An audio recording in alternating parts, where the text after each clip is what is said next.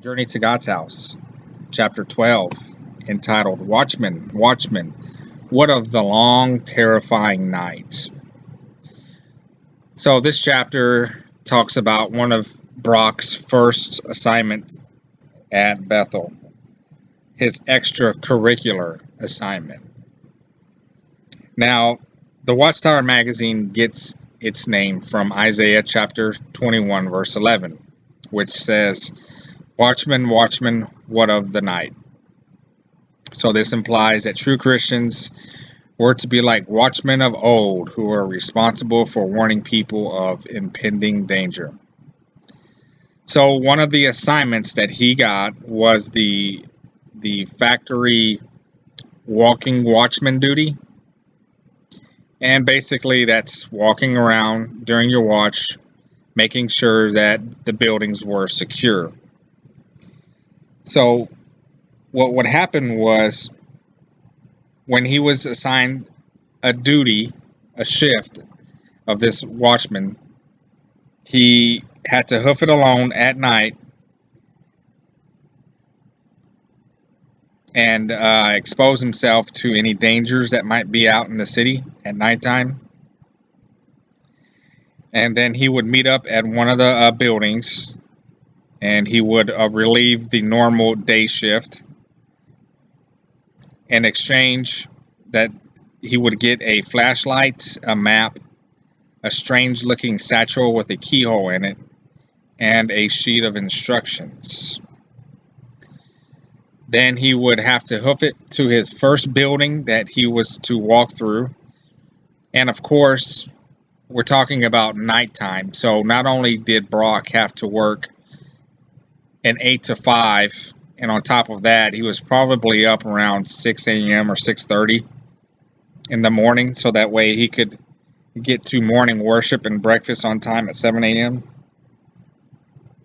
So up at 6:30 a.m., finish with your regular assignment at 5. You might have some time for dinner or something. And then later in the night, you would have this watchman shift. Now, I've never been a part of that. I do know my younger brother's been in Brooklyn Bethel since 2001, and there was no shift like this that I can remember him telling me about. I do remember that his first year was mandatory night shift, working security, which ended up being 2 years working the night shift.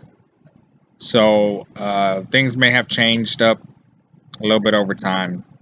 But so what he would have to do is go into the factory, walk every floor in the dark, through stairs, elevators, and he'd have to look at this map and the instructions on which place to go to first and then the next place, and he would find the location, find the key that would be hanging on near or somewhere around that location,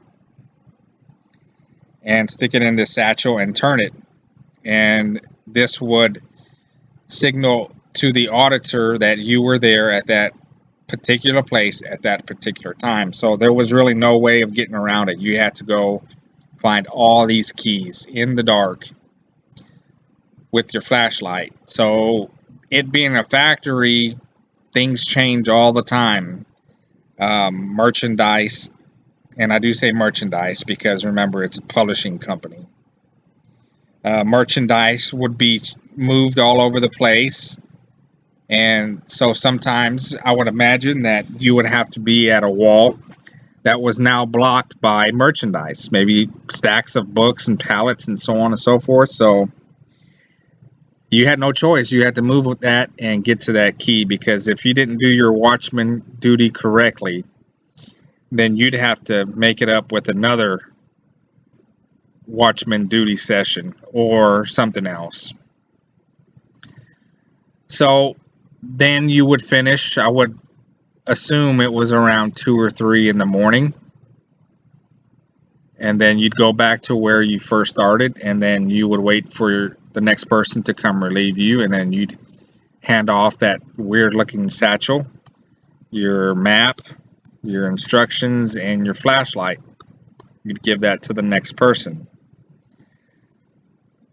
So it sounds like a very exhausting night. You'd be up from 6 in the morning till 2, 3 a.m. and then you didn't get any sympathy. You still had to go to work the next day as well. So it seems like it was very exhausting. And on top of that, this is what Brock says, that they would tell the newbies before they started walking watchman duty for their very first time. They would tell them this story. One day, a young Bethelite was on walking watchman duty in the factory, and he pressed the elevator door button. When the elevator door opened, he stepped in, but actually he only stepped into empty space because the elevator door opened with no elevator in it. The Bethelite fell 8 stories to his death. Splat. So the moral of the story, as Brock Talon says, stay alert, jackass. So that was pretty much it. Like I said, I never experienced any of these watchman shifts. I did know a little bit about those things from my brother being in there for so long, but other than that, it sounds like a boring, tedious, and I guess sometimes scary kind of shift. So anyways, that's going to bring this one to a conclusion. Thanks for listening. Thank you for listening to my summary of the book, Journey to God's House. Post your comments, like and share this video, subscribe to my channel, and stay tuned for the next chapter.